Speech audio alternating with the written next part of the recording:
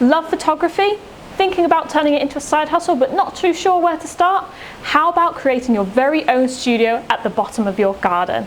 Hi, I'm Laura. Here at Waltons Garden Buildings, we are passionate about helping you make the most out of your garden, which is why today I'm going to be showing you how to transform your log cabin into the ultimate photography studio.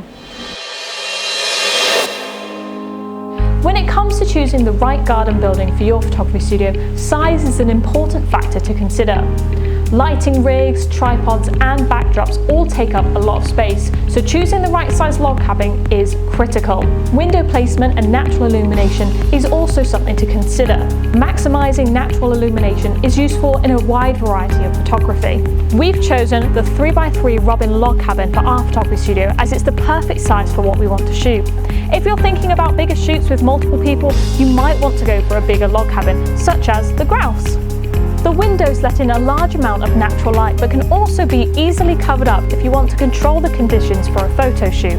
The Robin log cabin is also available in 3 different wall thicknesses: 28, 34 and 44 millimeters. Choosing thicker walls will help reduce noise, leaving you to work with no distractions. Once you've got your building set up, it's time to add the furniture. As this is a working space, furnishings should be practical. Think about what your small business needs and go from there. A backdrop is essential for most photographers.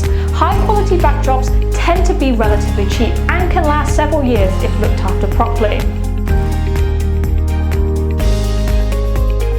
A plain backdrop makes sure all the attention stays on the subject, while a green screen is perfect if you plan on doing quite a bit of editing.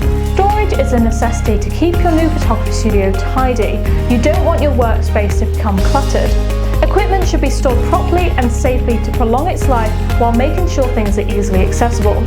Props and decor also add some personality to your studio, making this space a fun place to work.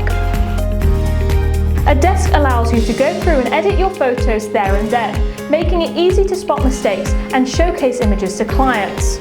We place our desk next to a window to allow plenty of natural light in while also giving us stunning views of our garden. Camera and lighting equipment will entirely depend on your preferences and budget. Here we've gone for a very simple lighting system which will give our subject plenty of coverage while creating dynamic lighting. Since we're going to be using the lights daily, it's a good idea to connect your log cabin up to the mains electricity. Check out our blog for some helpful tips on powering up your log cabin.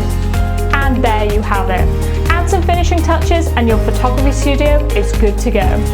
If you want some more tips on how to decorate your garden building, we've got tons of videos and articles for you to check out. Make sure to follow us on social media and I'll see you next time.